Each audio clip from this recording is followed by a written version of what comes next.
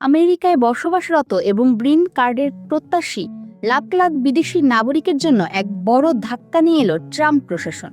মার্কিন নাগরিকত্ব ও অভিবাসন দপ্তর ইউএসসিআইএস এক নতুন নির্দেশনায় জানিয়েছে, যারা বর্তমানে কোনো সাময়িক ভিসা যেমন স্টুডেন্ট, ট্যুরিস্ট বা ওয়ার্ক ভিসা নিয়ে আমেরিকায় আছেন, তারা আর দেশটিতে বসে স্থায়ী বসবাসের বা গ্রিন কার্ডের আবেদন করতে পারবেন না। অতি জরুরি বা অসাধারণ পরিস্থিতি ছাড়া প্রায় সব আবেদনকারীকেই এখন নিজের দেশে ফিরে গিয়ে মার্কিন কনসুলেটের মাধ্যমে গ্রিন কার্ডের প্রক্রিয়া শেষ করতে হবে। অভিবাসন আইনের গত ৬০ বছরের ইতিহাস ঘেঁটে দেখলে এটি একটি নজিরবিহীন বড় পরিবর্তন। ট্রাম্প প্রশাসন এটিকে একটি লুপহোল বা আইনি ফাঁক বন্ধ করার পদক্ষেপ হিসেবে বর্ণনা করেছে। তাদের মতে, সাময়িক ভিসায় আসা ব্যক্তিরা আমেরিকায় ঢোকার পর গ্রিন কার্ডের আবেদন করে স্থায়ীভাবে থেকে যান, যা ভিসার মূল উদ্দেশ্যের পরিপন্থী। ট্রাম্প প্রশাসনের শীর্ষ কর্মকর্তাদের মতে, এই নীতি কার্যকর হলে বৈধ অভিবাসনের ক্ষেত্রে সরকারের নিয়ন্ত্রণ আরও বাড়বে। যদি কারো গ্রিন কার্ডের আবেদন বাতিল হয়ে যায়, তবে তারা যেন আমেরিকায় লুকিয়ে থেকে অবৈধ নাগরিক বা শ্যাডো এলিয়েনে পরিণত না হতে পারে তা নিশ্চিত করতেই এই ব্যবস্থা। নিজ দেশ থেকে আবেদন করলে এই ঝুঁকি থাকে না। স্টুডেন্ট বা ট্যুরিস্ট ভিসার মূল শর্তই হলো নির্দিষ্ট সময়ের পর দেশে ফিরে যাও। প্রশাসন বলছে, এই ভ্রমণগুলোকে গ্রিন কার্ড পাওয়ার প্রথম ধাপ বা শর্টকাট হিসেবে ব্যবহার করতে দেওয়া হবে না। তবে সমালোচক এবং অভিবাসন আইনজীবীদের মতে, এই পদক্ষেপের আসল উদ্দেশ্য হল আমেরিকায় বৈধভাবে স্থায়ী হওয়ার পথটাকে যতটা সম্ভব কঠিন এবং সংকুচিত করে তোলা।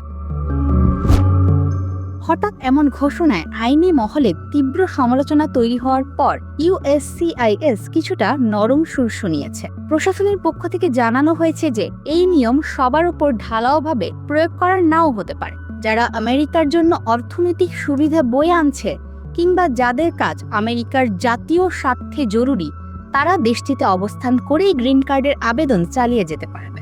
তবে আইটি বা প্রযুক্তি খাতে কাজ করা উচ্চ দক্ষতা সম্পন্ন H-1B ভিসাধারী পেশাদাররা এই ছাড়ের আওতায় পড়বেন কিনা তা নিয়ে এখনো স্পষ্ট কোনো গাইডলাইন দেওয়া হয়নি। ফলে সাধারণ চাকরিজীবী ও হাজার হাজার বিদেশি শিক্ষার্থীদের মধ্যে চরম অনিশ্চয়তা তৈরি হয়েছে।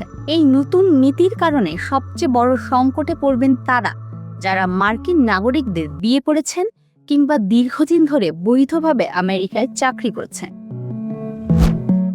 দীর্ঘমেয়াদী পরিবার বিচ্ছিন্নতা, নিজ দেশে ফিরে কনসুলার ইন্টারভিউর জন্য অ্যাপয়েন্টমেন্ট পেতেই 1 বছরের বেশি সময় লেগে যেতে পারে। এই সময় পরিবার থেকে সম্পূর্ণ আলাদা থাকতে হবে। ট্রাম্প প্রশাসনের বর্তমান ট্রাভেল ব্যান বা ভ্রমণ নিষেধাজ্ঞার তালিকায় থাকা 39টি দেশের নাগরিকদের ক্ষেত্রে এই নিয়ম ক্যাচ-22 উভয় সংকট পরিস্থিতি তৈরি করবে। তখন নিজ দেশে ফেরত গেলে তারা হয়তো আর কখনোই আমেরিকায় ঢোকার অনুমতি পাবেন না। আমেরিকার বাইরের দূতাবাস ও কনসুলেটগুলোতে অলরেডি লাখ লাখ ভিসার ব্যাকলগ জমে আছে। নতুন করে লাখ লাখ গ্রিন কার্ডের আবেদন সেখানে পাঠালে পুরো ব্যবস্থা ভেঙে পড়তে পারে।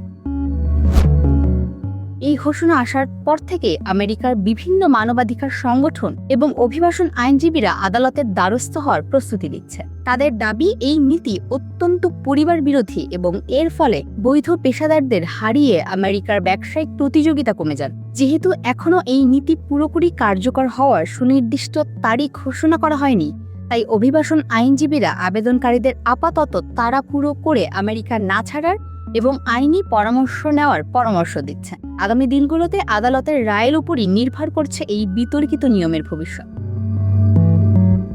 ট্রাম্প প্রশাসনের গ্রিন কার্ড বিষয়ে নতুন তথ্য পেতে সাবস্ক্রাইব করে আমাদের চ্যানেলের সাথেই থাকুন।